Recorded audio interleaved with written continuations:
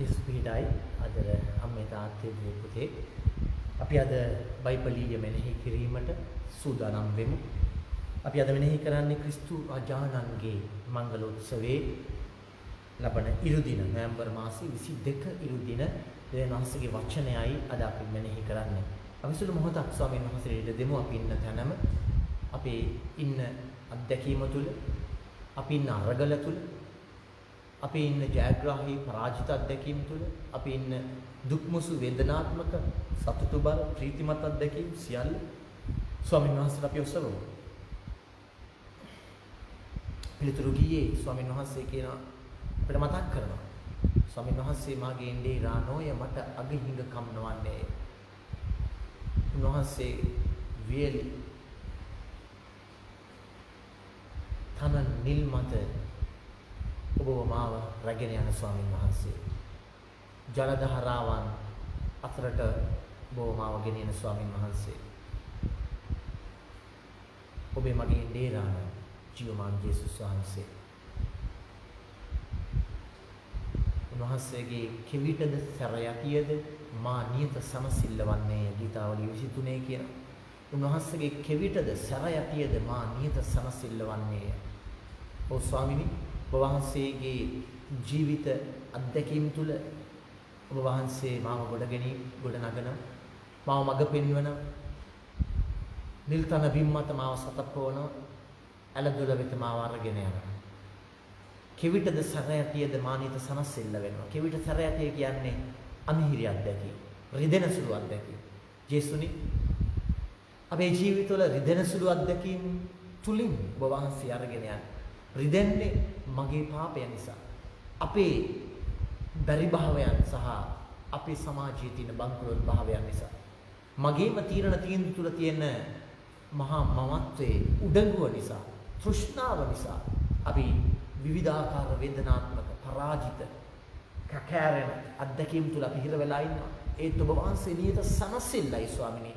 අපි අදහ ගන්නවා මේ රාත්‍රියේ අපි වහන්සේගේ සනසිල්ලයි අපි එක එකව නිදහස් කරන්න වහන්සේ අපව ගෙනියන මේ ගමන තුළ දේශුනේ සියලු වේදනා පීඩා අසහනය රෝග පීඩා වසංගත සියලු දුක් පීඩාවන් තුලින් වහන්සේගේ සහනය වහන්සේ අපට දෙන ඒ අරුමය දකින්න අපේ විශ්වාසයේ ඇස අවදි කරන්න චුදාත්මයන්ණිය අපව ස්පර්ශ කරන්න වහන්සේගේ බලයෙන් අපව සන්නද්ධ කරන්න.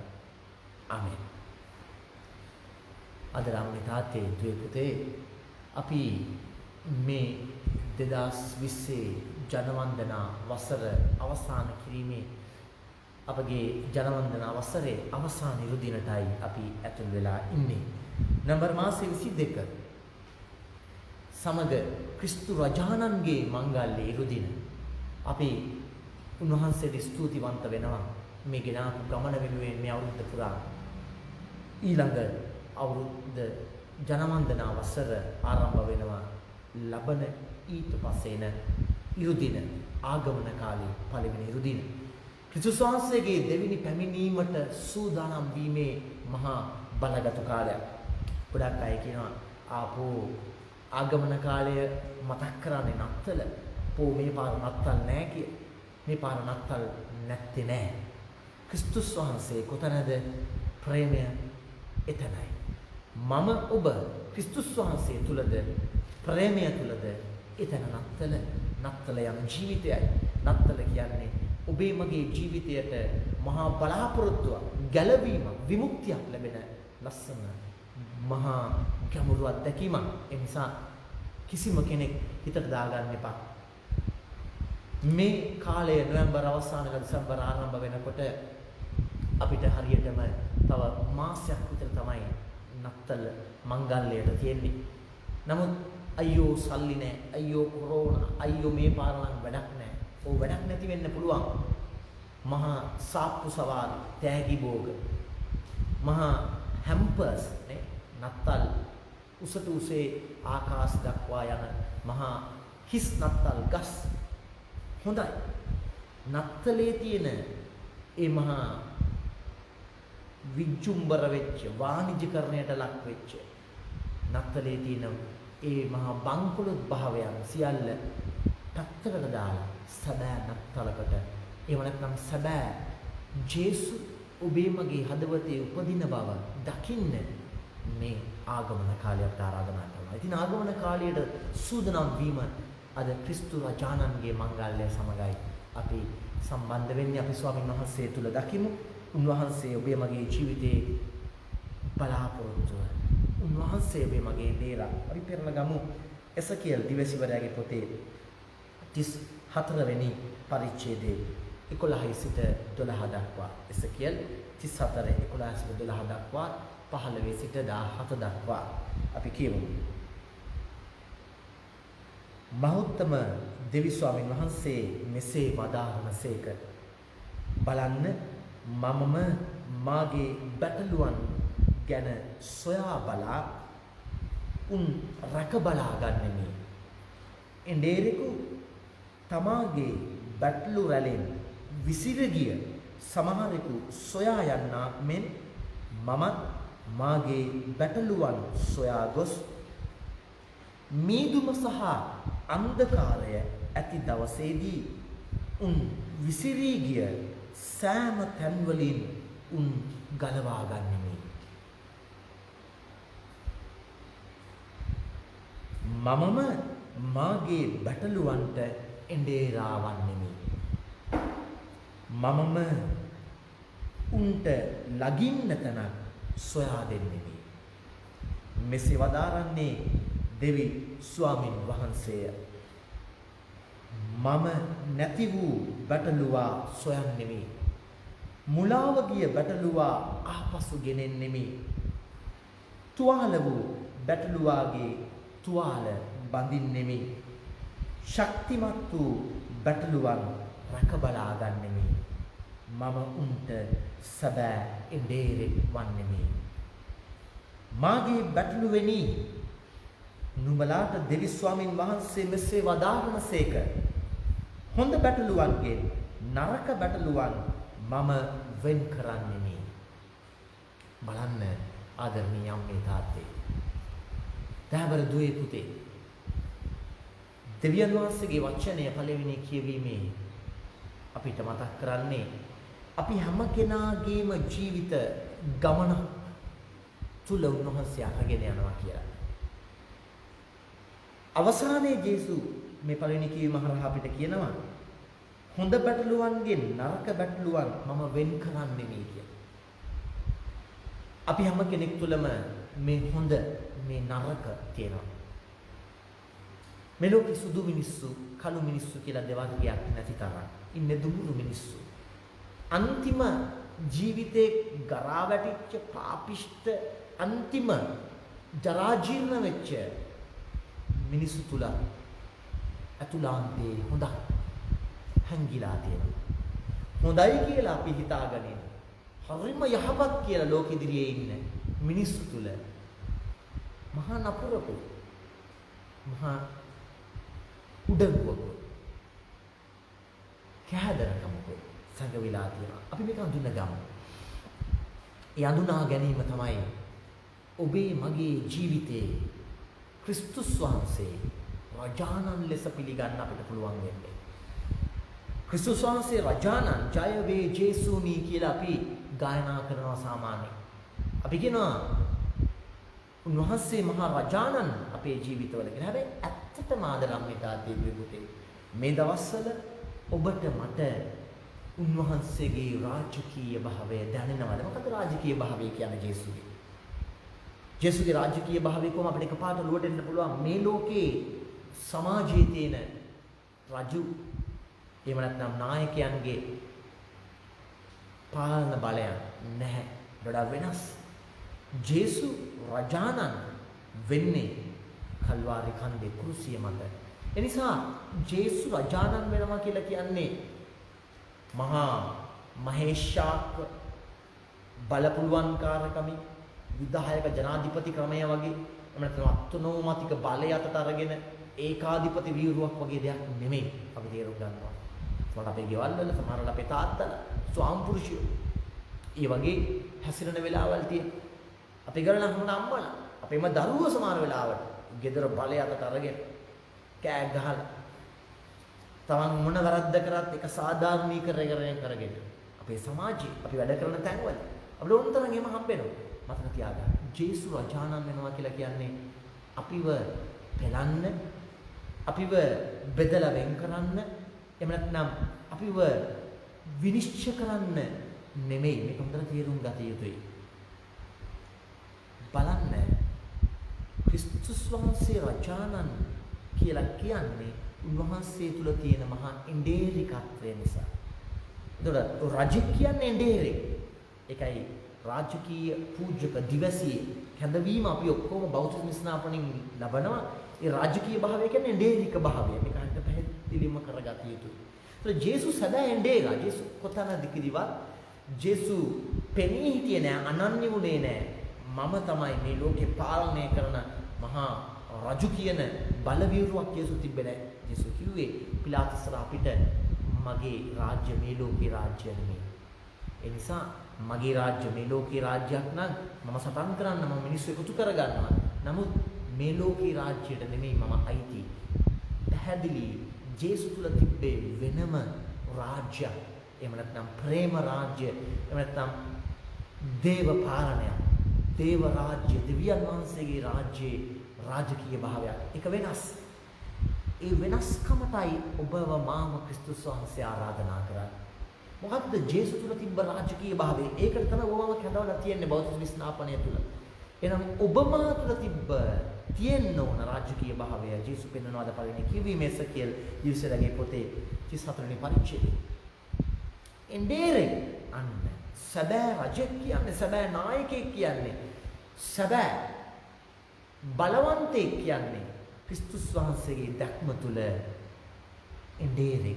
දැන් අපිට ලංකාවේ අපිට එන්ඩේරා කියන්නේ ටිකක් දුරස්තර සංකල්පයක්.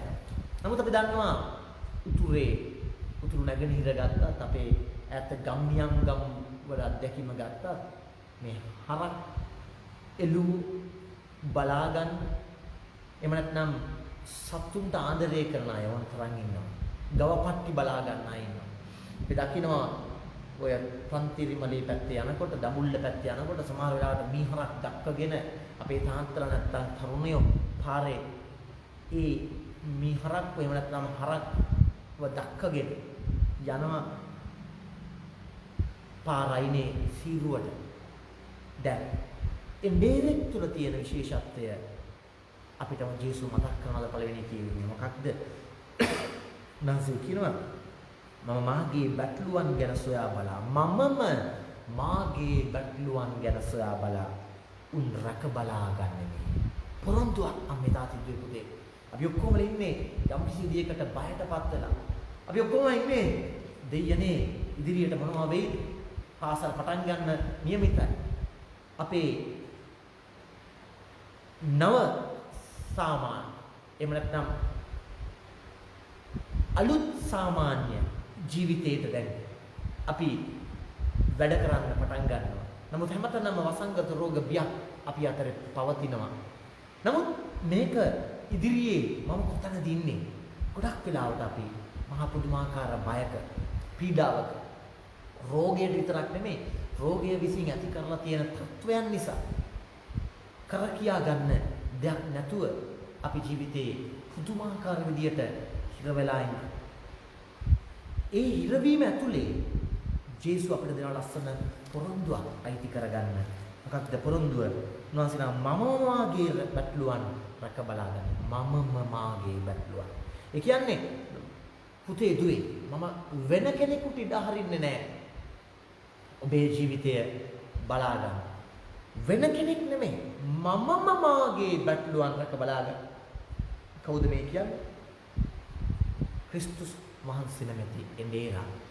එසකියල් දිවසිවරයා තුල පරණගිස් මේ දෙවියන් වහන්සේ කියනවා ඊශ්‍රායල් ජනතාව මමම මාගේ බැටළුවන් රැක බලා ගන්නවා. බලන්න මේ වචන මමම මාගේ බැටළුව. එහෙනම් ඔබට මට දැනෙන්න ඕන අයිතිය. දෙවියන් වහන්සේට අයිතිය. දෙවියන් වහන්සේටයි ඔබ මම අයිති. ඒ අයිතිය තහවුරු වෙන්න අවශ්‍යයි. විශේෂයෙන් වසංගත රෝග පීඩා තියෙනකොට හැම දෙයක්ම ලොක්ඩවුන් වගේ දැනෙනකොට හුදකලා වෙලා වගේ දැනෙනකොට ජීවිතේ අපිට දැනෙන්නේ ගොඩාක් වෙලාවට කරකියා ගන්න දෙයක් නැහැ. ආර්ථික ජීවිතේ ගොඩාක් අපි කඩාගෙන වැඩිලා ඉන්නේ. මේ ළඟදී එක තාත්තා කෙනෙක් මට හමු වෙනවා. මේ තාත්තා කියනවා මං අහනවා පහුගිය දවස්වල මම දැක්කේ නැහැ ගමේ පූජාවට එන්න බැරි වුණා නේද කියලා මම අහනවා. සාමාන්‍ය පුරුද්දක් තියෙනවා මම ඕන කෙනෙක්ව දැක්කම හොයලා බලලා අහලා බලනවා එන්න පුළුවන් වුණාද පූජාවට එන්න බැරි වුණාද ඒ මොකද ප්‍රශ්නේ කියලා. මේ තාත්තා කියනවා ආදේ එක තමයි මම සාමාන්‍යයෙන් එනවා. නමුත් පසුගිය ඉරිදා මට එන්න බැරි වුණා. එන්න බැරි වුණේ මේ දවස්වල තියෙන මේ දහරා නිපාත වර්ෂාව නිසා අපේ ගේ හොඳටම තෙවෙනවා ලයින් කාමරේ. ටකරම දිරලා හොදට. අපි නිදිය ගන්නේ දරුවෙක් හම්බෙන්න ඉන්න මගේ බිරිඳයි අනිත් දරුවයි මමයි.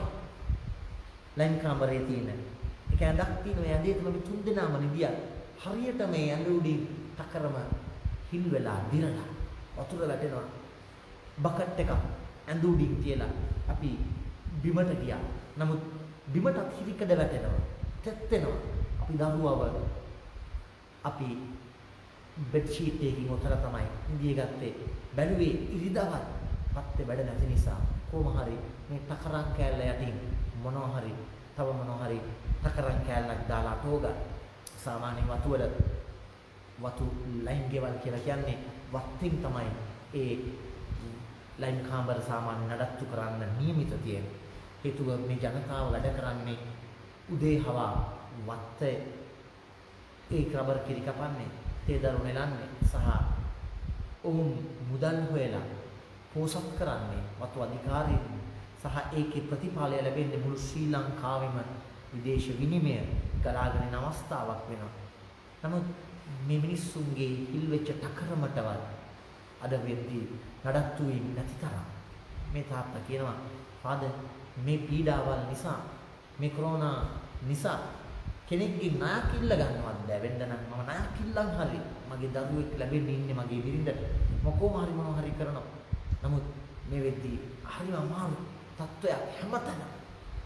නමුත් මේ තාත්තා කියනවා මම එදා ඉරිදා පාන්දරම නැගිටලා දස්සපායන වෙලාවේ බලලා කොමාරි මොනවා හරි කරන්න උත්සාහ කරා. ඒකයි පල්ලියෙන්න බැරි වුණේ. මේ තාත්තා දැනෙනවා මගේ බිරිඳට තව මාස දෙකකින් දරුවෙක් ලැබෙන්න ඉන්නේ. මම මගේ බිරිඳව මගේ දරුවාව ලැබෙන්න ඉන්න දරුවා බලා ගන්නට අවශ්‍යයි. මේ තාත්තා තියෙන කැක්කුම සාමාන්‍යයෙන් වත්තෙන් කරයි නැත්නම් වත්තේ ආදාර ලැබෙයි කියලා බලන් ඉන්නකොට මේ තාත්තා උත්සාහ කරනවා. මේ තාත්තා තුල තියෙන ඒ කැක්කුම අන්න ඒ වගේ කැක්කුමක් තමයි දෙවියන් වහන්සේ ඔබ මම ගැන තියෙන්නේ. ඔබේ මගේ ජීවිතේ සමහර වෙලාවට මහා පරිහානික අත්දැකීම් නැති වෙන්න පුළුවන්. නමුත් අපි ඔක්කොම හෙම්බත් වෙලා ඉන්නවා. බයෙන් ඉන්නවා. කොහොමද ජීවිතේ ඉස්සරහට යන්නේ කියන තත්වයෙන් ඉන්නවා. ව්‍යාපාර කඩන් වැටිලා. ත්‍රිවිල් පදිනායක ජීවිත අන්තස්රණ තත්ත්වයටපත් වෙලා. යම් කිසි මැදපන්තියේ යම් කිසි දෙයකට ව්‍යාපාර තත්වයන් කරගෙන ආපු අයට ඔලුස්ස ගන්න බැරි තරම් පඩි ගෙවා ගන්න බැරි තරම් සමස්තයම ලංකාවම ලෝකයේම මේ පීඩාව හරහා ගමන් කරනවා. වැදගත් වෙන්නේ අම්මේ තාත්තේ දුවේ පුතේ කොහෙද මම ඉන්නේ මමත් බංකොලොත් වෙලාද? ඒ කියන්නේ මානසිකව කඩන් වැටිලාද? මට දැනනවද මම අනාථයි කියලා? නෑ. ඔබම අනාථ වෙලා නෑ. ඒකයි යේසුස් කියන්නේ මමම මාගේ පැටලුවන් රට බලා ගන්නෙ. උන්වහන්සේ මතක් කරනවා ඔබ මම අයිති දේවතාවටයි. ඒ මාතෘක තාත්තට අයිතිය තුල ජේසු ඔබේ මගේ ජීවිතේ රජානන් ඒ කියන්නේ බොමාව අන්ත අසරණ වෙන්න දෙන්නේ නැහැ. අනාථ වෙන්න දෙන්නේ නැහැ. ඒ නිසා ධර්මයේ තාත්තේ පුතේ අපි ශක්තිමත් වෙමු. සමහර අපේ ආර්ථික ජීවිතේ කඩා වැටිලා ඇති. සමහර වෙලාවට නාගතය ගැන ලොකු බයක් ඇති තරුණ තරුණියෝ විදියට රැකියා එන්නෙන්නම නැති වෙන තත්ත්වයක්. විදේශගත වෙන්න බලාගෙන ඉන්න ඇයට විදේශගත වෙන්න බැරි තත්ත්වයක්. පිටරට ඉන්න අයට ලංකාවට ඒ ගන්න බැරි තත්ත්වයක්. පිටරට හිර වෙලා ඉන්න ස්වාම පුරුෂයා, පෙම්වතා, පෙම්වතිය, අම්මා තාත්තා, බිරිඳ ගෙදර ඒ ගන්න බැරුව දෙවියන් වහන්සේට මොර ගන්න කොහොමද ලංකාවට එන්නේ මගේ ආදරවන්තයන් බලන්න, මගේ අම්මව තාත්තව බලන්න, මගේ දරුවන්ව බලන්න, මගේ බිරිඳව, මගේ ස්වාමිපුරුෂයව බලන්න. මේ අරගලය දැන් මාස ගාණක් තිස්සේ දිග්ගැස්සෙනවා. ඒ මොනවා වුණත් ආදර අම්මේ තාත්තේ දෙපුතේ විශ්වාසයෙන් දකින්න උන්වහන්සේ ඔබව මාව අතහැරලා නැහැ. ඒ විශ්වාසය තුළ දකින්න ජේසු ඔබ එක්ක මා එක්ක ඔබ මම ඉන්න මොනතරම් වේදනාත්මක අත්දැකීමක්, තනිවීමේ අත්දැකීමක්, මොනතරම් රිදුම්බේ අත්දැකීමක් වුණාද උන්වහන්සේ කියනවා. බලන්න හරිම ලස්සනයි. උන්වහන්සේ එසකියල් 34:12 කියන අපෝණ බයිබලයේ අරගෙන යටින් ඉස්සක් ඇඳ ගන්න. මාගේ බැටළුවන් සොයා ගොස් මීදුම සහ අන්ධකාරය ඇති දවසේදී උන් විසිරී ගිය සෑම තැන්වලින් උන් ගලවා ගන්නෙමි. මීදුම සහ අන්ධකාරයේ බැටළුවෝ සීසීකට ගිහිල්ලා බැටළුවන්ට පාර හොයා ගන්න බෑ. බැටළුවන්ට පේන්නේ නැහැ කොහෙද එඬේරා කියලා. එඬේරා කියනවා. නමුත් මම මේ මීදුම සහ අන්ධකාරයේ මැද බැටළුවට එඬේරා හොයා ගන්න බැරි වුණා. එඬේරා වෙන මම බැටළුවා හොයාගෙන යනවා. විසිරී ගිය සෑම තැන්වලින් ආදරාන්විතාවේදී බුදේ තට්ටු කරලා අහන්න හදවතින් ඔබ මම විසිරීලාද ඉන්නේ. විසිරීනවා කියලා කියන්නේ maybe we are lost. We are lost in this journey. We are lost and we are in loneliness, broken expectations. මේ ජීවිතේ අනාථ භාවය අපිට නම් විසිරීලා වගේ. ඒකට පෞල් ජීවිත මේ ටිකේම ගොඩක් දුරකථන නැමතුම් වෙනවා. අම්මලා කතා කරනවා, තාත්තලා කතා කරනවා, ස්වාමිපුරුෂයෝ භාර්යාව කතා කරනවා, දරුවන්ගේ ප්‍රශ්න ගැන, අමුසරි ප්‍රශ්න ගැන. කීප දෙනෙක්ම කතා කරලා මේ ගෙවිච්ච සතියේ කිව්වේ දේ තමයි අනේ මගේ ස්වාමී පුරුෂයාට දැන් ඉස්සර වගේ මං ගැන හොයන්න වෙලාවක් නැහැ, දරුවෝ ගැන හොයන්න වෙලාවක් නැහැ. දරුවෝ 3 දෙනෙක් ඉන්නවා.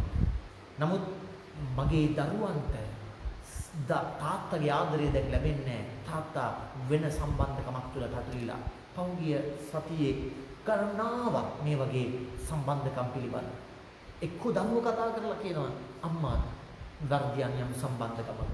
නැත්නම් බිරිඳ නැත්නම් ගෙදර දරුවෝ කතා කරනවා තාත්තා බැරෑරුම්ම සම්බන්ධකමක පැටලිලා තාත්තා අපි දිහා බලන්නේවත් නැහැ. තාත්තට පෙන්වන්න බෑ අම්මාව.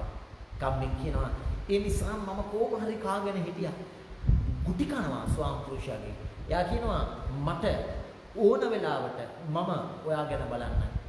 අනිත් වෙලාවට මම WhatsApp වීඩියෝ කෝල් එකක් අරගෙන මගේ ප්‍රමුඛතිය එක මම කතා කරනවා. ඔයාට අයිතියක් නැහැ ළඟට එන්න. කතා කරොත් ගහනවා. කොණ්ඩෙන් අල්ලනවා.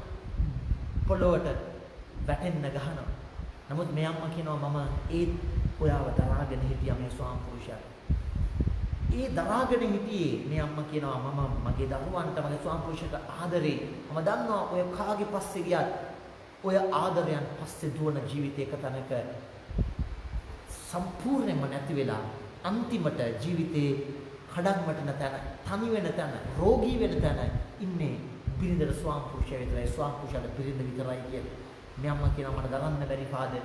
මගේ ස්වාමිපුරුෂයා ගේ තියෙන ඒ සැඩපරුෂ බව, ඒ බලය අතට අරගෙන ගහලා කෑ ගහන ස්වභාවය එක්ක මම ජීවිතේ කොහොම හරි දරාගෙන ගිහිල්ලා දැන් දුව තාත්තවම අනුගමනය කරනවා. දුව අවුරුදු 15 වෙද්දී යාළු වෙලා මේ දවස්වල WhatsApp හරහා ඉගෙන ගන්න ගිහිල්ලා අන්තර්ජාලයේ Zoom වල පන්ති කරන්න ගිහිල්ලා තවත් ටියුෂන් පන්තියක පිරිමි ළමෙක් එක්ක සම්බන්ධකම් පටන් අරගෙන දුවත් මේ අම්මට කියනවා ඔබ උඹේ වැඩ බලාගන්න. අම්මට කතා කරන්නේ එහෙමයි. ඇයි තාත්තා මේ දරුවා බඩේ ඉන්න කාලේ ඉඳලා දරුවා හම්බෙන්න ඉන්න කාලේ ඉඳලා තාත්තා අම්මට කතා කරේ මම අම්මයි තාත්තයි ගැටෙනවා. අම්මයි තාත්තයි නරක වචන කියන මේ දරුවා තුල ගමන් කරන්නේ නේ. දැන් දරුවා අම්මට ඒක කියනවා. ඔයාගේ වැඩ බලාගන්න මට මගේ මාව හදන්න එන්න එපා. ඇයි අම්මලා තාත්තලාගේ ජීවිත කඩාකප්පල් වෙනකොට දරුවන්ට ඒවා බලපා. ඊට පස්සේ දරුවා ජීවිතේ මහානාත භාවයේ සමහරවිට අපේ ගෙවල් වල වගේ අත්දැකීම් මහා ගොඩාක් ඇති පොඩි ගහගෙන අම්මේ තාත්තේ දුවේ පුතේ බලාපොරොත්තු නැති කරගන්නවා. බලාපොරොත්තු නැති කරගන්න එපා. ඒ අම්මා කියනවා මාද ඒ මොනවා වුණත් මම විශ්වාස කරනවා ජේසු යම අපේ ජීවිතේ කරයි කියලා.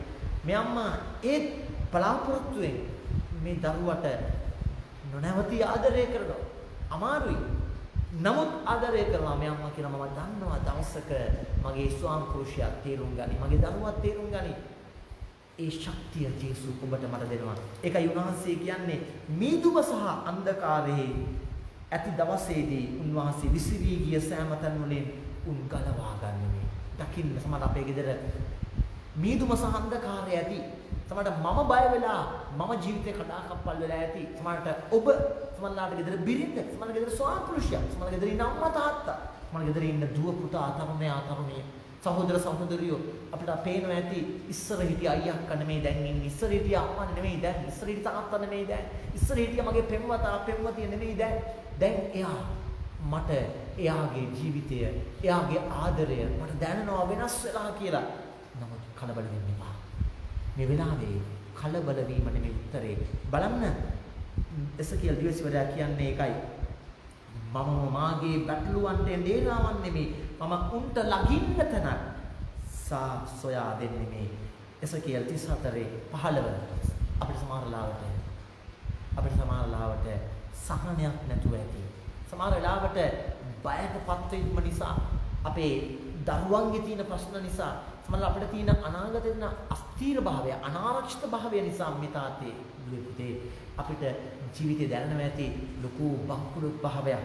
හැබැයි ස්වාමීන් වහන්සේ කියන්නේ ඒකයි නෑ. ජීවිතේ වැඩක් නෑ. අයියෝ මුකුත් නෑ කියලා මේ වෙලාවේ ජීවිතේ අතුලාන්තෙන් කඩා වැටෙන්න අවශ්‍යතාවයක් නෑ. මොනවා කරන්නද මේක තමයි ඉතින් විදිය. ඔහේ අපි අඬාඬාරි ඉන්නවා ජීවත් වෙන්නම් වාලේ ජීවත් වෙනවා දැන් වැඩක් නෑ කියන බංකොලොත් සිතුවිල්ලට එන්න ඉඩ දෙන්න එපා.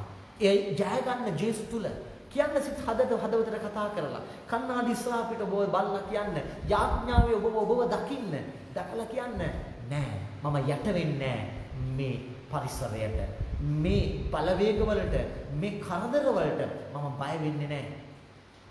ඒකයි ස්වාමීන් වහන්සේ කියන්නේ මම උන්ට ළඟින්න තනක් සලසා දෙන්නේ. අපිට නතර වෙන්න තනක් උන්වහන්සේ තුල තියෙනවා මේ තාත්තේ දී පුතේ. උන්වහන්සේගේ හදවතේ ඔබට මට සමාදානය තියෙනවා. ළඟදී එක යුවලකගේ ලොකු ආරවුලක් මේ ස්වාම පුරුෂයා කියනවා මට ඔයා එපා. මට වෙන බිරිඳක් ඉන්නවා. එයාට මගේ දරුවෙකුත් ඉන්නවා. මට ඕන දේ මම කරන්න කියලා ගැටෙනවා. නමුත් නීතියෙන් විවාහ වෙලා ඉන්න බිරිඳ කියනවා මට දරා ගන්න බැරි. ඔයා ඉස්සර කොහමද හිටියේ? මාව තුරුල් කරගෙන මාව ආදරේ මාව හැමදේම බැලුවා. දැන් ඔයා නෙමෙයි ඉන්නේ. ඇයි කියනවා? ආද මට හොඳටම තේරෙනවා අපේ ගෙදර තිබ්බේ සාමය නැහැ, සමගිය නැහැ. අපේ ගෙදර ඉස්සර අපි එකතු වෙලා බයිබලයේ කිව්වා, එකට එකතු වෙලා යාඥා කරා, එකට එකතු වෙලා ගීතිකා කිව්වා, ගීතිකා ඇහුවා. දැන් මගේ ස්වාමි පුරුෂයා යකෙක් වගේ හරියට ගෙදර එන්නෙත් නැහැ. ගෙදර ආවත් වැඩි වෙලා ඉන්නෙත් නැහැ. එයාට කවුද මොනවා හරි කරලා වගේ. අපිට එහෙම දැනෙනවා. අපිට දැනෙනවා අපිට ඉන්න හිටින්න තැනක් නෑ වගේ දැනෙනකොට ජීවිතේ කඩාකප්පල් වෙනකොට මානසිකව කඩාගෙන වැටෙනවා අපේ සම්බන්ධකම් බිඳෙනකොට ආදර අම්මේ තාත්තේ දුවේ පුතේ අපිට දැනෙනවා කවුරු හරි මොනවා හරි කරලා. ඒක හරිම ලේසි. ඒක හරිම අතාර්කිකයි. අපිට ඕන කෙනෙකුට හිතෙන්නේ ඒකයි. කවුරු හරි මොනවා හරි කරලා හරි වෙන්න පුළුවන් කියමුකෝ. මිනිස්සුන්ගේ තියෙන නරක සිතුවිලි මිනිස්සුන්ගේ තියෙන ජීවිතයේ තියෙන නපුර බලවේග කියන්නේ. හැබැයි ඒ වුණා අයිති කරගන්න. මේ ඉරිදා ජේසුස් අපිට කියනවා මමම මාගේ බැටළුවන් රැක බලා ගන්නවා. කවුරු මට විරුද්ධව මොනවා කරා මොන බන්ධන ගුරුකම් මොන කොටිවිද මොන හුනියම් බන්ධන කරා මොන නපුරු බලවේග අපේ ගෙදරට ගේන උත්සාහ කරා. ඒ අම්මම කියනවා "පාද මට එකක් විශ්වාසයි. මගේ ඇඟට කාටවත් අත තියන්න බෑ. කිසි බලවේගයකට බෑ. හේතුව මේ අම්මට ස්වාමි පුරුෂයා සම්බන්ධ වෙලා ඉන්න ස්ත්‍රිය කියනවා මම බලා ගන්නම් ඔයාත් එක්ක. මම හොඳ වැඩක් ඔයාට කරන්නේ. ඔයා නැති වෙලා යන්න. හැඳි ගෑවිලා යන්න. නමුත් මේ අම්මා කියනවා "පාද මට විශ්වාසයි. ජේසු මාත් එක්ක ඉන්නවා. ඒ නිසා මට කාටවත් මුකුත් කරන්න බෑ. මට ඕන මගේ ස්වාම පුරුෂයා ඉස්සර තිබ්බ ආදරය, කරුණාව, සාමකාමීත්වය දැන් බිඳිලා ගිහිල්ලා එයා වෙන ලෝකයකට ගිහිල්ලා. නමුත් ඇය නොනවති යාඥා කරනවා. ඇය නොනවති බලාපොරොත්තුෙන් ඉන්නවා. ඒකයි විශ්වාසය කියන්නේ අම්මේ තාත්තේ දේ පුතේ. අදහන්න ඒ විරාජමාන ජේසුව.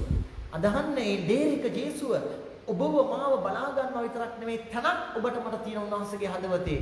ඒ නිසා සමහරවිට බිරිඳ වෙනස් වෙන තත්ත්වයන්, ස්වාම පුරුෂයා වෙනස් වෙන තත්ත්වයන්, මගේ අම්මා තාත්තා වෙනස් වෙන තත්ත්වයන්, මගේ ආර්ථික ජීවිතේ මම ගොඩනගාගත්ත ආර්ථික සුරක්ෂිතභාවය කඩාවැටෙන තත්ත්වයන්, අනාගතයේ පිළිබඳව තියෙන රැකියාවේ තියෙන කඩාවැටීම්, අධ්‍යාපනික තිබ්බ මගේ අරමුණු ඉහළ පහළ යෑම, මම ආදරය කරන වැඩිම විශ්වාස කරන කෙනාගේ ජීවිතේ මට දැනෙන වෙනස් වීම, ඒ ඔක්කොම ආව හොල්ලනවා ඇත්ත. හැබැයි ජේසු හරි ලස්සනම දෙයක් ඔබට මට පොරොන්දු වෙනවා. බලන්න එසකියල් 34:16 යටි මිරක් අඳගන්න හරි වැදගත්. මොකක්ද කියන්නේ? මම නැති වූ බැටළුවා සොයන්නේ අම්මේ තාත්තේ ජීවිතේ. මොනවාද ගෙදර නැති වෙලා ඉන්නේ මම වෙන්න පුළුවන්. ගෙදර නැති වෙලා ඉන්නේ මගේ ස්වාම පුරුෂයා වෙන්න පුළුවන්. මගේ බිරිඳ වෙන්න පුළුවන්. මගේ දරුවා, මගේ අසල්වැසියා, මගේ රටේ පාලකයා, සමහරවිට ආගමික නායකයන් වෙන්න පුළුවන්. මම ගොඩාක් විශ්වාස කරපු කෙනෙක් වෙන්න පුළුවන්. ජීවිතේ නැති වෙලා ඉන්නේ. නැති බංගස්ථාන වෙලා ඉන්නේ, මංගුලා වෙලා ඉන්නේ. ස්වාමීන් වහන්සේගේ වචන අපි අයිති කරගමු. වහන්සේ කියනවා මම නැති වූ බැටළු වාසයන් නෙමෙයි. එහෙනම් ඔබට මට බලාපොරොත්තුවක් තියෙනවා. මම පාපය තුල නැති වෙලා ඇති. ආර්ථිකව නැති වෙලා ඇති. ඒකට මට උලුස්සන්න බැරි තරමට සම්බන්ධකම් ඇතුලේ මම දුරස් වෙලා වගේ දැනෙනවා ඇති. එක වහලයට හිටියට තාත්තා වෙන ලෝකෙක, අම්මා වෙන ලෝකෙක, ස්වාම පුරුෂයා බිරිඳ දැනෙන්නේ නැහැ. ඉන්නේ වෙනම ලෝකයන් වල. ස්වාම පුරුෂයාගේ ලෝකේ, බිරිඳ මෙයාගේ ලෝකේ. නමුත් විශ්වාසයෙන් දකින්න ජේසු කියනවා මම නැති වූ බැටළු ආශ්‍රයන් වෙන්නේ මදහත් වෙන්න. ගැඹුරු යාඥාට තුරු වෙන්න මම ආදරයෙන් ඉල්ලනවා. ක්‍රිස්තු රජාණන්ගේ මංගල්‍ය සමග නොවැම්බර් මාසයේ අවසානයේ ඉඳලා නොවැම්බර් මාසයේ 22 දෙසැම්බර් මාසෙ දක්වා හරියට මාසයක් විතර තියෙනවා අපිට ජේසුගේ උපත සමරන්න, ජේසුගේ උපත විමුක්තියේ, නිදහසේ, සැබෑ ප්‍රේමේ මහා මංගල්‍යයට ගැඹුරු යාඥාට තුරු වෙන්න, උපවාසයේ, මර්ධන ක්‍රියාවෙන්, විවෘත වීමෙන්, දෙවියන්වහන්සේගේ වචනය, දේව බයිබලයට වැඩි වැඩියෙන් කන් දෙමින්, කියවමින්, මෙනෙහි කරමින් මේ කාලය ගන්න, දකින්න ස්වාමින් වහන්සේ නැති වූ බැටළුවා හොයාගෙන එනවා. මන් තුළම නැති වෙච්ච මගේ සාමය, මන් තුළම නැති වෙච්ච මගේ ඉවසීම ඉස්සර තිබ්බ දරා ගැනීම, මන් තුළම නැති වෙච්ච නිර්භීතකම. ගම්ම කෙනෙක් මට කියනවා "මාද මම උතුරු නැගෙනහිර ජීවත් වුණේ. මම ජීවත් වුණේ බෝම්බ වැටෙන අරගලකාරී, පීඩාකාරී මම දැකලා තියෙනවා මිනිස්සුන්ගේ ලේ ගැනීම. හැබැයි අද වෙනකොට මම කොළඹට ඇවිල්ලා ජීවත් වෙන ජීවිතේ මගේ වයසත් එක්ක මම දැන් කඩාගෙන වැටිලා. ඉස්සර තිබ්බ ධෛර්යය නැහැ. ඉස්සර තිබ්බ සතුට සාමය නැහැ. පුංචි දෙයක් දැන් බයයි. මට හෙම්බිස්සාව හැදෙනකොට ගෙදර ඉන්න කාට හරි උනායි කියලා කියනකොටම මාව ඇතුලෙන් වෙවුලනවා. මට කොරෝනාද දන්නේ නැහැ. මමත් මැරෙයිද දන්නේ නැහැ කියලා අම්මේ තාත්තේ දුවේ පුතේ. ස්වාමීන් වහන්සේ තුළ ශක්තිමත් වෙන්න හේතුව මේ කොරෝනා රෝගයට ලොකුම අතුලාන්ත ප්‍රතිශක්තිය තමයි බය, ජය ගැනීම. මේ බය නිර්මාණය කරනවා දේශපාලනඥයන්, පාලකයෝ. මේ ලෝකය මෙහෙවන බලවත් හේතුව බය කරන තරමට අනාගතය ඔබට මට කියන්න පුළුවන් මේ එන්නත ගන්න මේ වැක්සිනේෂන් කියලා නැත්තම් මේක ලෝක ව්‍යාපාරයක්, වෙළඳපොළ ක්‍රමයක්. මොකද්ද? අපි ඔක්කොමට ඒ එන්නත ගහ ගන්න වෙනවා. එන්නේ එන්නතට ලොකු ගාණක් මිලක් කිව්වොත් ඒකටත් මිනිස්සු බයට යමු වෙන්න පටන් ගනී. අවුගේ දවස්වල PCR පරීක්ෂණ කරන්න සමහර මිනිස්සු බය වුණා. සාමාන්‍ය රජයේ රෝහලට ගිහිල්ලා, පෞද්ගලික රෝහල් වලට ගිහිල්ලා, පෞද්ගලික රෝහල් වලින් ගෙන්නලා ඕන ගාණක් දීලා 50000 60000 දෙන්නත් මිනිස්සු ලෑස්ති වුණා. එච්චර බයකට නෑ, බයට ඉඩ දෙන්න එපා. බයම බොමා විනාශ කරනවා. බය වෙන්නේ කාටද? මොකටද? අපි බයක් නිර්මාණය කරලා මේ ලෝකයට, රටට හේතුව අපි එතකොට කිසි දෙයක් වෙනුවෙන් පෙනී ඉන්නේ නැහැ. අපි තාත්තේ දෙපොදේ බයට ඉඩ දෙන්න එපා. බොමා විනාශ කරන්න. ඒකයි ජේසු කියන්නේ. ඔබ නැති වෙලා වෙන්න පුළුවන්, බය ඇතුලේ හිර වෙලා වෙන්න පුළුවන්, කඩාවැටලා වෙන්න පුළුවන්. මමම ඔබව හොයාගෙන එනවා. අපි උන්වහන්සේ ස්තුති කරමු, දකිමු. ජේසු මාව හොයාගෙන එනවා. මට ගැලවෙන්න බෑ, මට නිදහස් වෙන්න බෑ. තමයි බැයි වෙලා වෙන්න පුළුවන් ඉන්නේ. ඉඩ දෙන්න ජේසුට හොයාගෙන එන්න. අද දවසේ උන්වහන්සේ අපව හොයාගෙන එනවා. ඊට ඊට පස්සේ කියනවා මුලාව ගිය බැටළුව ආපසු ගෙනෙන්නේ මං මුලා වෙලා ඇති. සමහර වෙලාවට සිතුවිලිත් එක්ක මං මුලා වෙලා. සමහරවිට පරණ අතීතයත් එක්ක මං මුලා වෙලා. ජීවිතේ දැනට මහා තනිකමත් එක්ක මං මුලා වෙලා. ඒ නිසාම තනිකම වහගන්න.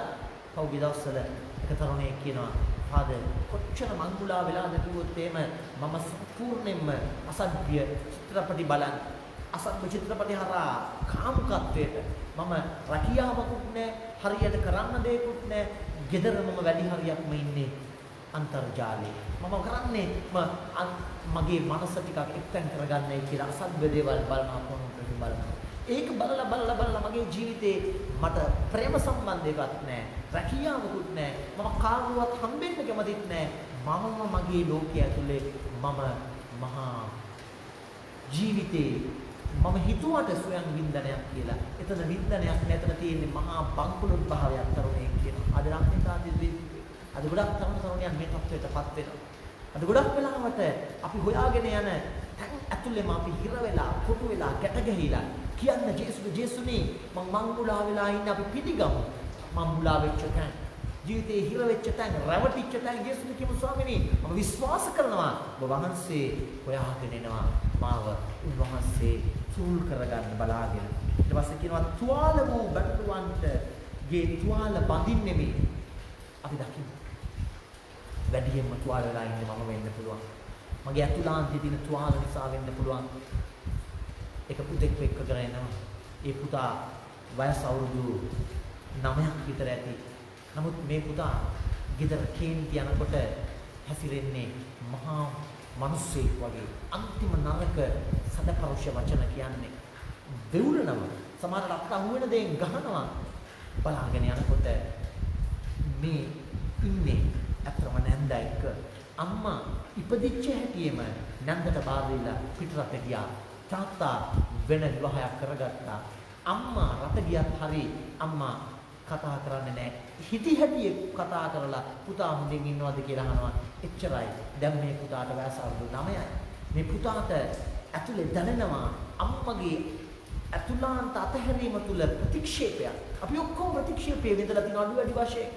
ඒ නිසා අපි තුවාල වෙලා ඉන්නවා අඩු වැඩි වශයෙන්. අපි පිළිගමු ආදරම්මේ තාත්තේ දුවේ පුතේ. මගේ තුවාල කියලා කියන්නේම මගේ අතීතයේ ප්‍රතික්ෂේප වීම. මේක පිළිගන්න වරෙන්න කරන්න දෙයක් නැහැ. ඒකට දොස් කියලා වැඩක් නැහැ. අපිට තීරණ මනසට එනකොට පිළිගන්න ඕන. ඔව් ස්වාමිනේ මම ප්‍රතික්ෂේප වුණා. මගේ අම්මගේ, සමහරට මගේ තාත්තගේ, මගේම පෙම්වතාගේ, පෙම්වතියගේ, සමහරට මගේම ස්වාමි පුරුෂයා බිරිඳගේ මම ප්‍රතික්ෂේප වුණා. සමහරට මගේම දරුවන්ගෙන් මම ප්‍රතික්ෂේප වෙලා තියෙනවා. මම විශ්වාස කරපු අයගෙන්, මම ආදරය කරපු ගුරුවරයාගෙන්, මම විශ්වාස කරපු සමහරවිට ෆාදර් සිස්ටර්ගේ ප්‍රතික්ෂේප වෙලා තියෙනවා. මේක පිළිගන්න තැනම දෙවියන් වහන්සේ මහා බලයක් ඇති කරනවා. ඒ බලය තමයි ඔබේ මගේ ජීවිතේ සුවපත් වීමේ මාර්ගය. පිළිඅරගෙන අපි කියමු ස්වාමිනේ මේ මගේ ප්‍රතික්ෂේපයට ලක් වෙච්ච තැන ඒ අවුරුදු 9 පුතා ලොකු තේරුම් ගැනීමක් නැති වුණා. ඔහු එක්ක කතා කරනකොට මේ පුතාම කියනවා ආද මට නරක හීන පේනවා. මට දක්මිටි කැවෙනවා. මේ අම්මලා කියනවා ගෙදර ඉන්න අය කියනවා මේ පුතාට මොකක්ද කවුද වැහෙනවා වගේ. ඔව් ඇත්ත. ඔහුට පේනවා නන්දගේ දරුවන්ට කොච්චර ආදරෙයිද. අවුරුදු 9 වුණාට ඔහු තුල ඇතුලේ තරකයක් යනවා. කොහොමද මගේ අම්මා මාව දාලා ගියේ? ඇයි තාත්තා මාව මතකවත් නැත්තේ? ඇතුලෙන් මේ පුතාගේ වෛරය දකින්නකොට නන්ද කොහොමද පුතාලට සලකන්නේ කියලා. ඒ තුල ඔහු නොදන්න වෛරයක් ඔහු තුල හීන පේන්නේ. එතකොට තමයි නපුරු වෙලා අම්මේ තාත්තේ දෙපොතේ හීන කියලා කියන්නේ අපේම යටිහිතේ තියෙන චංචල භාවයන්, ව්‍යාකූල භාවයන්, බයවල් අපු තුලම තියෙන කඩාවැටුණු තැන් තමයි යටිහිතෙන් එළියට එන්නේ අපේ රැට දකින්න දවල්ට දකින්න හීන වෙලා. ඒව වල සංකේතාත්මක තේරුම් තියෙනවා. නමුත් ඒවා මම ඇත්ත නෙමෙයි. හීන වලට බය වෙන්න අවශ්‍ය නැහැ. මේ පුතාම කියනවා මට මහා නරක හීනමාද පේන්නේ අවුරුදු 9යි. නමුත් ඔහු ටික කතා කරනකොට ඔහු ටික විවෘත වෙනකොට ඔහු පිළිගන්නවා. ඔව් මට අම්මාව පෙන්වන්න බෑ. සමහර වෙලාවට අම්මා ඉඳලා හිටලා දුරකථනයෙන් WhatsApp වීඩියෝ කෝල් එකකින් කතා කරාම විදේශයේ ඉඳලා මේ පුතා අම්මට කෙල ගහනවා. හේතුව මේ පුතාට ආදරේ ඇතුළෙම ආදර නොලැබීම තුළ වෛරයක්. ඒක ඇතුළෙම ඔහුට ඔහුව පිළිගන්න බෑ. එතකොට මේක කියනකොට ඔහු පිළිගන්නකොට ඔහුට ඒක තේරුම් කරලා දෙනකොට පුතේ නමුත් දැන් ඔයා පවුලක වාගේ නැන්ද වාගේ අම්මා වෙලා ඔයාට ඉන්නවා. ඒ නිසා ඒක එහෙම තමයි. නමුත් දැන් ඔයා තනි නෑ. ඔයා මේ ලෝකේ ඔයා අතහැරිලා නෑ. අනාථ වෙලා නෑ කියලා මේ පුතා ඒක ටික තේරුම් ගන්නකොට මේ පුතාගේ චර්යා රටාවන් වල වෙනසක් වෙනවා. මේ පුතා ජීවිතයේ තිබ්බ තරලන ස්වභාවය ටික වෙනස් වෙනවා. ඒක කරන්නේ දෙවියන් වහන්සේ තුල ඔබ මාව උන්වහන්සේ කියන තුවාල වූ බැටළුවාගේ තුවාල මම බඳින්නේ මේ අතරම් තාත්තේ දුවේ පුතේ අපි දකින්න නිසා මේ කාලය මේ නොවැම්බර් මාසයේ අවසානයේ දෙසැම්බර් මාසයේ අවසානයේ දක්වා තියෙන කාලය තුවාල දෙවියන් වහන්සේමයි බඳින්නේ. ඒක දකින්න ඉඩ දෙන්න. පුංචි වෙලාවක් හොයාගන්න එක පාන්දර එක්ක රෑ එක්ක වැඩට යන ගමන් එක්ක ගෙදර ඉන්න ගමන් පොඩි වෙලාවක් හොයාගන්න.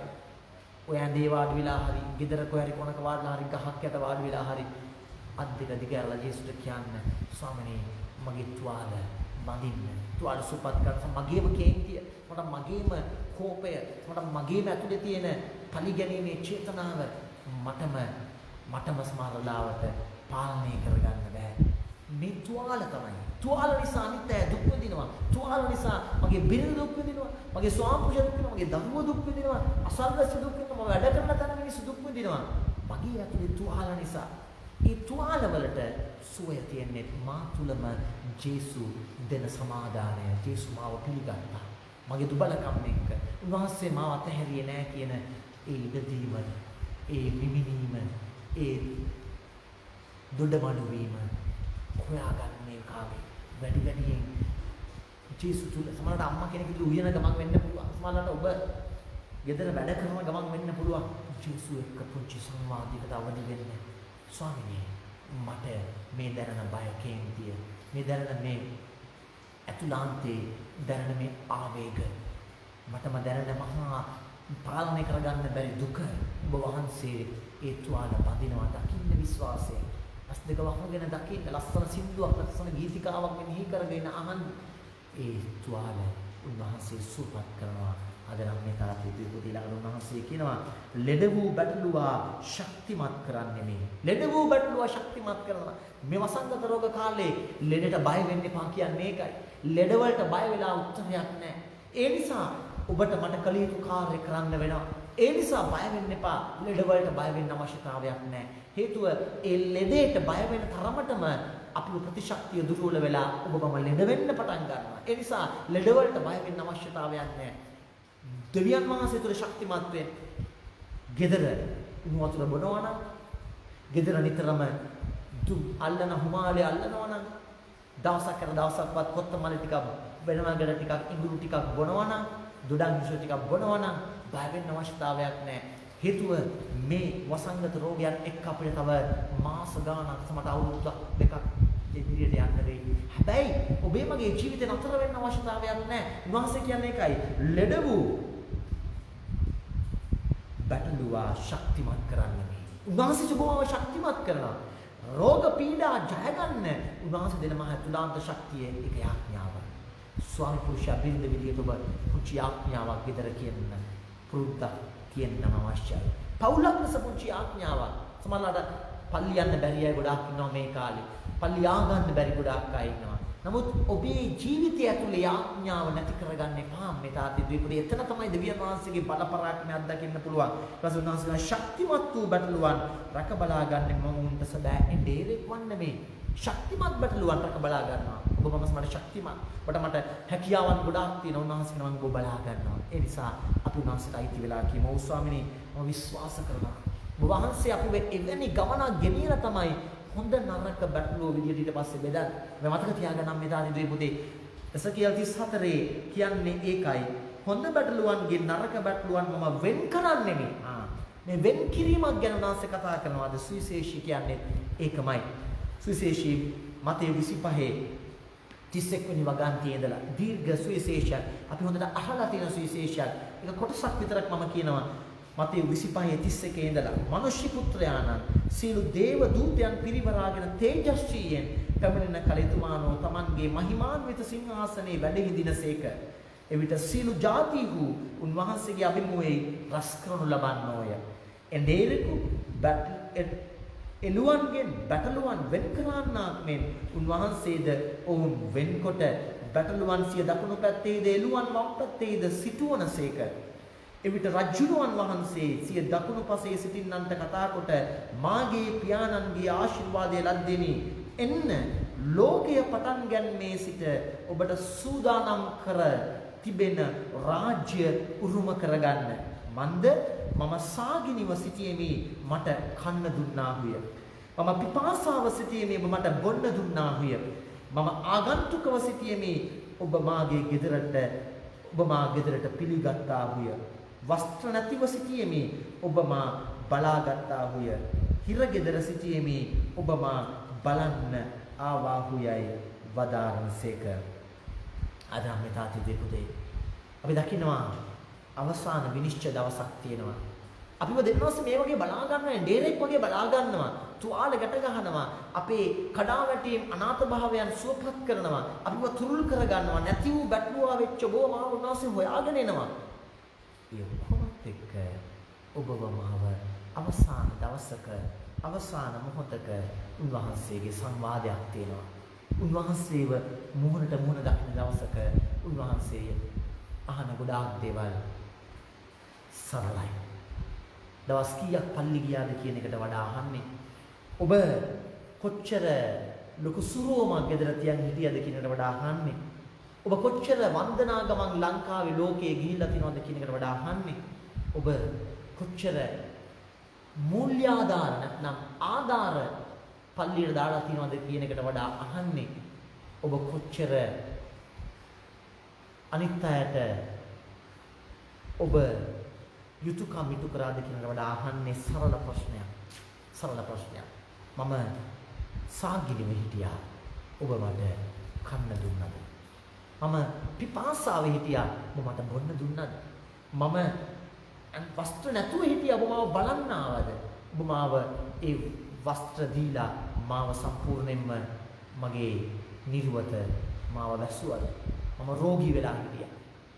මම හිරගෙදර හිටියා.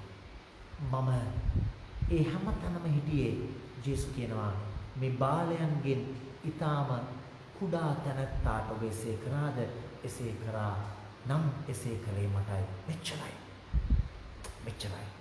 ඔබට මට තියෙන සනසිල්ල ඔය තුල තමයි හම්බෙන්නේ ආදරම්මේ තාත්තේ දුවේ පුතේ. ඒ නිසා අපි ගොඩාක් දේවල් ගැන වද වෙනවා. අපි ගොඩාක් දේවල් ගැන කරදර වෙනවා.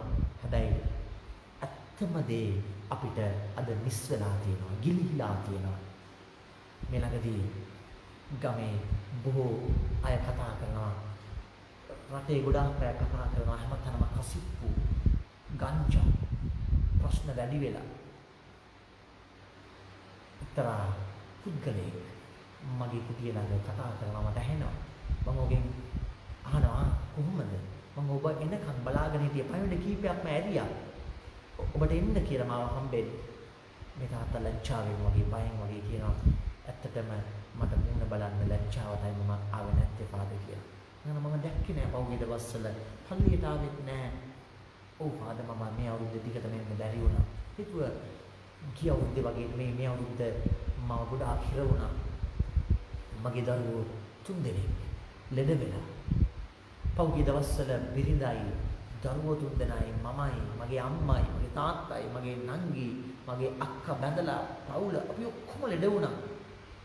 අපිට ජීවිතේ කර කියා ගන්නම දෙයක් නැහැ. මේ තාත්තා කියනවා ඒකයි මට මූණ බලන්න බැරි පාදගේ. පාදගේ මූණට බැලුවත් හොඳ මූණ පෙන්නුවත් මම ජීසුගේ මූණ බලන්නේ මම කොහොමද? මම කොහොමද තේරෙනවා මොකද්ද ඔබ කියන්නේ කියලා. මම කිව්වා මම ඒකයි මට තේරෙනවා ඔබ ඉන්න ආර්ථික ප්‍රශ්නය. මේ තාත්තාගේ ඇස්වල කඳුළු තරුණ තාත්තා කෙනෙක් කඳුළු කඩාගෙන වැටෙනවා. කියනවා පාද මම උවමනාවට නෙවෙයි කසිප්පු කරන්න ගියේ. කරගන්න දෙයක් නැතිකමට මම අහනවා ඇත්තටම මට තීරුම් ගන්න පුළුවන්. හැබැයි මහන්සි වෙලා හරි වැඩක් කරන්න උත්සාහ කරේ නැද්ද? කම්කරු අස්සාව කුලී වැඩක් හරි කරන්න උත්සාහ කරේ නැද්ද? මේ තරුණ තාත්තා කියනවා පාද මගේ මුත්‍රාශය ගල් කියලා පිටකොන්දේ ස්නායු බ්ලොක් වෙලා කියලා වෛද්‍යවරු මට කිව්ව බර වැඩ කරන්න එපා කියලා. මුත්‍රා එක ලේ පිට වෙනවා. මට මේක ලෝකෙට කියන්න බෑ. මගේ බිරිඳයි මගේ දරු පැටව තුන් දෙනයි බඩගිනි ඉන්නවා මට බලන් ඉන්න බැරි කමට. මම පහුගිය දවස්වල මේ දෙවෙනි කොරෝනා මාර්තයෙන් ඉස්සෙල්ලා මම ගියා ඈත මංගල්‍යවල මස්කට් දොදොල් කිල්ටොපි විකුණා. හඳාන පැත්තේ මීගමු පැත්තේ මංගල්‍යවල ලෑලි කඩයක් දාගෙන මම මංගල්‍ය තියෙන ප්‍රදේශයන් වල දොදොල් මස්කට් විකුණුවා. කීයක් හරි හොයාගත්තා. නමුත් ආමත් කොරෝනාව අපිට කර ගියා ගන්න දෙයක් නැහැ. පොලි බුදලාලිය ඇවිල්ලා ගේනම කෑ ගහනවා මට බලන්න ඉන්න බෑ. අන්තිමට කෑ ගහලා මට සල්ලි දී ගන්න බැරි වුණාම මගේ බිරිඳ පිළිබඳව නරක වචන කියලා කෑ ගහනවා. මට එතකොට උහුලන්නේ මගේ බිරිඳ ගේ ඇතුලේ දරුවන්ගේ තුරුල් කරගෙන දරුවන්ගේ කන් වහගෙන මගේ බිරිඳ ඉකි ගහනවා. මට ඉවසන්න බෑ. එක්ක මට හිතන දෙයට බහලා උදැල්ලෙන් කොටන්න. අනිත් පැත්තෙන් හිතනවා මිනිමරුවෙක් වෙලා මම හිරගෙදර ගියොත් මගේ දරුපටව තුන් දෙනා බලන්නේ කවුද කියලා. අන්තිමට බැරි මට නෑ මම ගියේ යාළුවෙක් කසිප්පු කරනවා කියලා දැනගත්තා. මම ගිහලා කසිප්පු ටිකක් කරලා හරි අර පොඩි මුදලාලි පොලිය හරි ගෙවන්න. මේ තාත්තා කියනවා මට ඒ නිසායි ඇත්තටම මොන දෙන්න බැරි. මම දන්නවා මම දෙවි විශ්වාසිත ගරදී මට සමා වෙන්න. නමුත් මට කර කියා ගන්න දෙයක් නෑ. ඇත්තටම මට දැනුනේ සදාම පාපුච්චාරණයක් නොවන පාපුච්චාරණ සක්‍රමේන්තුවට ඇවිල්ලා දන ගහන පාපුච්චාරණය කරන පාපුච්චාරණයට වඩා මහ ගැඹුරු හදවතේ පෙරලියක් මේ තාත්තට දැනෙනවා. ඔහුට එළියට එන්නත් ඕන. ඔහු ඇත්තටම පසුතැවිලි වෙනවා. අන්න ඒකයි ජේසුස් අද අපිට ආරාධනා කරන්නේ. මම ඔබත් එක්ක ඔය අරගලේ සාගින්නේ පිපාසයේ නිර්වත් භාවයේ සිරගත වීමේ රෝගීකමේ මම ඉන්නවා. නමුත් ඔබව මම අතහරින්නේ නැහැ. මාව අඳුන ගන්නවද කෙනෙක්? එතනට මම සැබවින්ම ආශිර්වාද කරනවා. මේ තාත්තා කියනවා මට කර කියා ගන්න දෙයක් නැතිකමටයි මම මේ තත්ත්වයටපත් වෙන්නේ. නමුත් මේ තාත්තා කියනවා මගේ බිරිඳ මගේ දරුවන්ව බඩගින්න තියන්න බැරි කමට. නමුත් මේ ගමේම කිතුණු එකක මට්ටමේ අපි ක්‍රිස්තියානි කිතුණු ඒකක ශක්තිමත් කරමින් යනවා. හේතුව දහස් ගණන් මිනිස්සු එකතු වෙන්න පුළුවන් යුගයක් නෙමෙයි ඉදිරියට තවත් එන්නේ. පුංචි කිතුණු සංඝ විදියටයි ගොඩනැගෙන්නේ දෙවියන් වහන්සේ ආරාධනා කරන්නේ. මොන ක්‍රිස්තියානි සභාවේ වගේ. අන්න ඒ පෞල් කීපයක්ම මේ පෞල දරාගෙන මේ පෞලට උදව් වෙන්න ඉදිරියට එනවා. මම දන්න කීප දෙනෙක්ම කියනවා ෆාදර් අපි එකතු වෙලා මෙයාලගේ අදුම ගානේ පොලියවත් ගෙවන්න මොන හරි දෙයක් කරමු. මේ තාත්තට ඒක ඇහුවම ඉහි මලක් පිපුණා වගේ. ඒ නිසා මේ තාත්තට මම කිව්වා බලන්න. ලේසියට මිනිස්සු කසිප්පු ගංජා කුඩු නරකම් කරන්න පෙළඹෙනවා. ආසාවෙන් නෙවෙයි. මදුෂ්‍යලා බිහි වෙන්නේ නැහැ ආසාවට. කිසි කෙනෙක් නරක වැඩ කරන්නේ නැහැ කැමැත්තෙන්. හැබැයි කර කියා ගන්න දෙයක් නැතිකමට මේ සමාජයේ තියෙන සමාජ පාපී ස්වභාවය නිසා. හැබැයි එළියට එන්න ක්‍රමයක් අපි අතර හදන්න අවශ්‍යයි. ඒකයි ජේසුගේ දේව රාජ්‍යයේ හිණය. ඒ කීප දෙනෙක්ම කියනවා හාද අපි මෙයාලව අතාරින්න හොඳ නැහැ. අපි පුළුවන් විදියට උදව් කරමු. පොලියවත් ගෙවා ගන්න. මේ තාත්තා කියනවා ලොකු දෙයක්. එහෙම වුණොත් මට පුළුවන් අමාරුවෙන් හරි මම දවසක් හරි ගොඩේ වැඩට ගිහිල්ලා ඔය කුලි වැඩක් කරලා පර වැඩ කරන්න එපා මොනවා හරි වැඩක් කරලා කීයක් හරි හොයා ගන්නවා. ඒ ණයගේ වර්ණ කීප දෙනෙක් ඉදිරිපත් වෙනකොට මට පුළුවන් මගේ ශක්තියෙන් කොහොම හරි ඉස්සරහට යන්න. මට ඕනේ නෑ කසපු පෙරන්න. බලන්න ආදර අම්මේ තාත්තේ දුවේ පුතේ. ස්වාමීන් වහන්සේ ඉදිරියේ ඔබට මට තියෙන වගකීමක් උන්වහන්සේ කියන්නේ ඒකයි. ඒකට කැප වෙන්න නම් උන්වහන්සේ කියනවා සමහර වෙලාවට ඔබ මාව දකින්නේ නැහැ පීඩිතයා තුල වේදනාවට පත් වෙලා ඉන්න කෙනා තුල සමහර වෙලාවට ගෙදරම ඉන්න බිරිඳ තාත්තා එක්කෝ ගෙදර ඉන්න දුව පුතා තමයි පීඩාවට පත් වෙලා වහල් වෙලා හිර වෙලා ඉන්නේ. ඒ පීඩාව නිදහස් කරන විමුක්තිදායකයෙක් වෙන්න අන්න ක්‍රිස්තු රජාණන් අන්න ක්‍රිස්තු රජාණන්ගේ මංගල්‍ය අපිට මතක් කරන්නේ ඒකයි. 1 කොරින්ති 15 ඒ නිසා කියනවා 1 කොරින්ති 15 20 ඉඳලා 26ට අපි කියමු 23 වෙනි වගන්තිය. එසේ එන්නේ එක් එක්කෙනාට හිමිතන අනුවය. හැම දිනාට පළමුවෙන් ක්‍රිස්තුස් වහන්සේය. ඉන්පසුව උන්වහන්සේගේ ආගමනයේදී උන්වහන්සේ සන්තක අයයි. පසුව අවසානය පැමිණේ. එවිට උන්වහන්සේ සියලු අධිපතිකම්ද බලයද පරාක්‍රමයද අභිබවා උන්වහන්සේගේ රාජ්‍ය දෙවි පියාණන් වහන්සේට බාර දෙනසේක. අද නම් මේ තාතු දෙපොතේ සියලු අධිපතිකම් සියලු නපුරු බලවේග අයුක්ති සහගත ව්‍යුහයන් කුඩු පට්ටම් කරලා උඩු යටිකුරු කරන නව රාජ්‍ය දේව රාජ්‍ය උදාව ඔබේ මගේ සිහිනයයි. ඒකට අපි කැප වෙමු. දකින්න විශ්වාසයෙන් කොච්චර පාපය මේ තියෙන සමාජ පාපය වමාව හෙම්බත් කරත් පීඩාවටපත් කරත් අයිති කරගන්න උන්වහන්සේ කියන්නේ ඒකයි. අවසානය පැමිණෙනවා. එවිට උන්වහන්සේ සියලු අධිපතිකම්ද බලයද පරාක්‍රමයේද අභිබවා උන්වහන්සේගේ රාජ්‍ය දෙවියන් වහන්සේට උන්වහන්සේ මුළුමනින්ම බාර දෙනවා. ඒ නිසා මේ මගේ ජීවිතයේ ක්‍රිස්තු රජාණන්ට අයිති කියලා කියන්නේ ඒ රාජකීය භාවය කියලා කියන්නේ ඩේරික භාවය. ඩේරික කියන්නේ කවුද මගේ පවුල නැති වෙලා ඉන්නේ? කවුද ලෙඩ වෙලා ඉන්නේ? කවුද තුවාල වෙලා ඉන්නේ මගේ සමාජයේ? ඒ තුවාල වෙලා ඉන්න අයව හොයාගෙන ගිහිල්ලා ඒගොල්ලන්ගේ පැත්තේ හිට ගන්නවා. එච්චරයි. අවසානයේදී ඔබව මාව උන්වහන්සේ කියනවා මගේ දකුණු පැත්තේ ඉන්න බැටළුවන් වැනි වූ ඔබ එන්න පියාණන්ගේ රාජ්‍යයට ඇතුළු වෙන්න. අද නම් මේ තාත්තේ දීපුතේ ඒ සෙවිල්ලස්ස ඉන්නවා නම් ජීවිතේ හරිම සැහැල්ලුයි. ඇත්තටම මිට අවුරුදු ගණනාවකට ඉස්සෙල්ලා භාග්‍යවන්ත චාල්ස් ඩී ෆුකෝල්ඩ් කියන ඇත්තම ශුද්ධවන්ත චරිතයක්. චාල්ස් ඩී ෆුකෝල්ඩ් පුළුවන් නම් සර්ච් කරන්න Google එකේ ඔහුගේ පොතපත තියෙනවා. ඔහු පිළිබඳව හදාරන්න. මහා පුදුමාකාර චරිතයක් චාල්ස් ඩී ෆුකෝල්ඩ් කියන මේ ශුද්ධවන්තයා. ඔහු භාග්‍යවරට ඔසවලා තියෙනවා 2020 මැයි මාසයේ ෆ්‍රාන්සිස් සුදු බාපාන්සේ කියනවා ඉක්මනින්ම ශුද්ධවරයට එස්විය යුතු ප්‍රබල චරිතයක් කියලා. මේ චාල්ස් ඩී ෆුකෝල්ඩ් කියන්නේ ප්‍රංශයේ හමුදාවේ සේවය කරපු මුලින්ම දෙවියන් වහන්සේ නැහැ කියලා තරක කරපු අදේව දෘෂ්ටික අපි කියන ඒතිස්ට් කෙනෙක්. ඔහු ආචාර්යවරයෙක්. ඔහු භූගෝලය සම්බන්ධයෙන් පරීක්ෂණ කරමින් ලෝකේ පුරාම විවිධ සංස්කෘතීන් විවිධ කණ්ඩායම් සමාජ කණ්ඩායම් හොයාගෙන ගිය මහා පඬිවරයෙක්. ඔහු කාලයකදී තපස් ජීවිතය ඇතුළු වෙනවා දෙවියන් වහන්සේගේ ගැඹුරු ආන්දරය හොයන්න. නමුත් ඒ ජීවිතෙත් ඔහුට තේරෙනවා සැබෑ ජීවිතය නෙමෙයි ඊට වඩා එහා ජීවිතයක් තියෙනවා කියලා.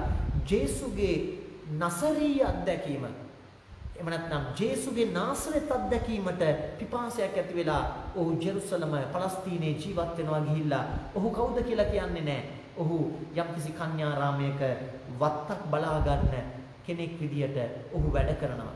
නමුත් ඒ කාලේම ඔහුට හමු වෙන රතුගුරුතුමෙක් හරහා ක්‍රිස්තුස් වහන්සේගේ අත්දැකීම තුළ ඔහු ගැඹුරට ගිහින් ඒ අත්දැකීමේ ඔහු පූජකවරයට ඇතුල් වෙනවා. නමුත් ඔහුට දැනෙනවා පූජකවරය කියලා කියන්නේ බලය අනිත් අයට පෙන්නන එහෙම නැත්නම් අනිත් අයට බලය බෙදා දෙන තැනකට වඩා පූජකවරය කියලා කියන්නේ කැපිපෙනෙන ප්‍රසිද්ධිය ජනප්‍රිය භාවය ලබන දෙයකට වඩා ජේසුගේ ඒ සැබෑ සංගවුණු ජීවිතය ජේසු අවුරුදු 30ක් විතර සංගවුණු ජීවිතයක් දේවතාත්තට කීකරු වෙලා වඩුමඩුවේ වැඩ කරමින් මිනිස්සුන්ගේ දුකකට සංවේදී වෙමින් ජීවත් වෙච්ච ඒ ජීවිතයට ඔහු පිපාසයක් ඇති වෙලා ඔහු තෝරා ගන්නවා ඇල්ජීරියාව කියන රට සහරා කියන කාන්තාර ප්‍රදේශයේ ඔහු ගිහිල්ලා පූජකෙක් අනිත් පැත්තෙන් ගැඹුරු යාඥා ජීවිතයකට යොමු වෙච්ච කෙනෙක්. හැබැයි සහෝදරයා තුල ජේසුව ගැඹුරින්ම දැක්ක චරිතයක්. ඔහු ඇල්ජීරියාවේ සහරා කාන්තාරේ ඔහු ජීවත් වෙන්නේ කිසිම කතෝලික ක්‍රිස්තියානික් නැති ප්‍රදේශයක. බෙදුවින් කියන ගෝත්‍රයන් ජීවත් වෙනවා. ඔවුන් දෙවියන් වහන්සේ වඳුනන්නේ නැහැ. කාන්තාරේ මැදින් යනවා තවලම් කරුවන්. ඔවුන්ට අප උපස්ථාන කරනවා. මේ චාල්ස් ඩී ෆුකෝල් කියන පූජකයා කැප වෙනවා. මුළුමනින්ම දෙවියන් වහන්සේ ගේ සහෝදරත්වය fraternity ඇත්තටම ෆ්‍රාන්සිස් සුදතෝ පාපාන්සේ ෆතිල්ලි තුත්ති සියල්ලෝ සහෝදරයෝ කියන මේ විශ්ව ලේඛනය අවසන් කරන්නේ මේ චාල්ස් ඩී ෆුකෝල් තුමාගේ යාඥාවකින්.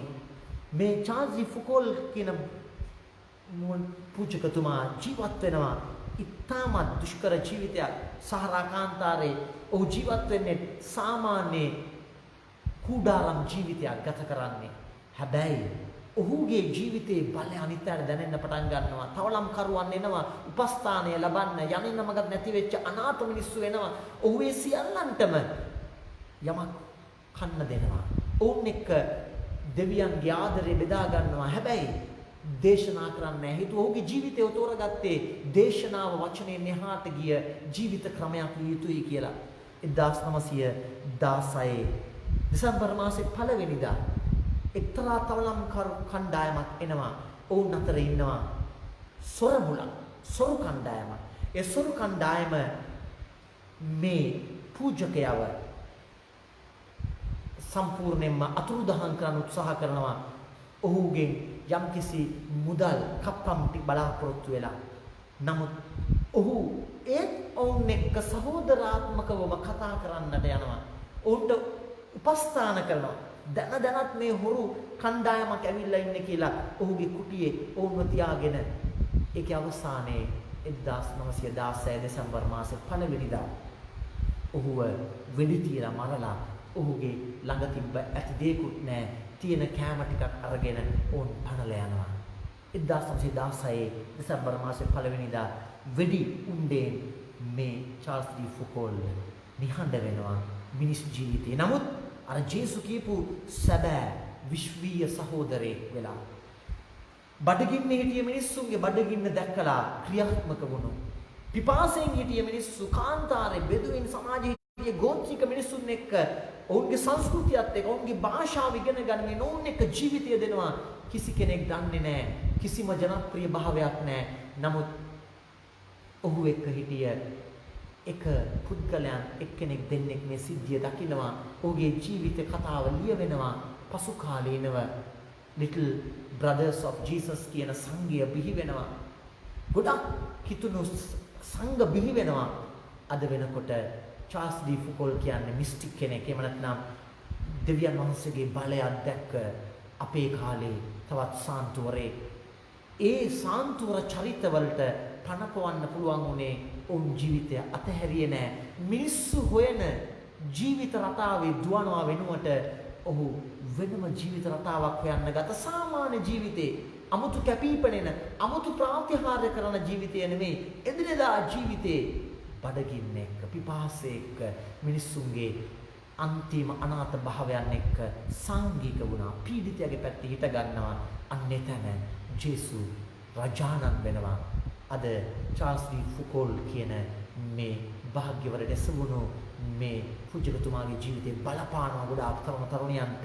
ගොඩාක් දේව ධර්මය ඉගෙන ගත්තේ නැති තරක කරන දෙවියෝ නෑ කියන අය ඔහුගේ ජීවිතයේ ලියවුණු ලියවිලි කියවලා දෙවියන් වහන්සේගේ බලයක් දකින්න. අපි කියමු ස්වාමීන් වහන්සේට දෙන්නට වසාගෙන ඔව් ජේසුනි ඔබ වහන්සේ විශ්වීය සහෝදරත්වයකට අපිව කැඳවන්නේ. අපි ඉන්න ගෙදර, අපි ඉන්න රැකියාවක ස්ථානයේ, අපේ ඉන්න බැරි භාවයන් ඇතුලේ ඔබ වහන්සේ මට මතක් කරනවා පුතේ ඔබ ඉන්න අගහිඟකමම තමයි තවත් බොහෝ දෙනෙක් මේ යුගයේ අගහිඟකම් තුල ඉන්නේ. ඔබ ඉන්න කුසගින්න, ඔබ ඉන්න පිපාසය, ඔබ ඉන්න අනාථ භාවය, ඔබ ඉන්න සිරගත වීම දකින්නේ නිසා. ඒ නිසා ඔබ දකින්න හරි මගේ අවශ්‍යතාවයට වඩා මගේ බිරිඳගේ, මගේ ස්වාම පුරුෂයාගේ, මගේ දරුවන්ගේ, මගේ අසල්වැසියාගේ, මගේ සමාජයේ අසරණයාගේ, පීඩිතයාගේ අවශ්‍යතාවය ස්වාමිනී ඔබ වහන්සේගේ කැමැත්තයි. ඒ නිසා ඔබ වහන්සේ තුල මම පූජා වෙන ජීවිතයක්, කැප වෙන ජීවිතයක්. ජේසුනි මගේ පාපිෂ්ඨ ස්වභාවයන් එක්ක මම අරගල කර මම හුදෙක් මම සුද්ධවන්තයෙක් වෙන්න තතනන ජීවිතයට වඩා ඔබ වහන්සේ වෙනුවෙන් වතුර බිඳා දෙන්න. ඔබ වහන්සේ වෙනුවෙන් කෙනෙකුට ආහාරයක් වෙන්න. කෙනෙක්ගේ අනාථ භාවයේ, සිරගත භාවයේ ස්වාමිනී වැරහැල්ලක් ඇඳුමක් කරන්න. ඔබ වහන්සේ තුලම මාව තවත් අවදි කරන්න. අපි කියමු ස්වාමිනී ඒ ආදරය ඔබව මාව නිදහස් කරන ආදරයක් කරන්න. පිතා පුත්‍ර ස්පිරිතු සාන්තුනම් ත්‍රිත්වයක දෙවියොත් මන් වහන්සේට ස්තෝත්‍ර වේවා. ආදි වූවක් මෙන් දැන් නිතිපතත් අනන්ත කාලයක් වේවා. ආමේන්. මක් නිසාද රාජ්‍යද බලයද මහිමයද සදාටම ඔබ වහන්සේගේය. ආමේන්. සියලු දෙනාටම ජේසු පිහිටයි.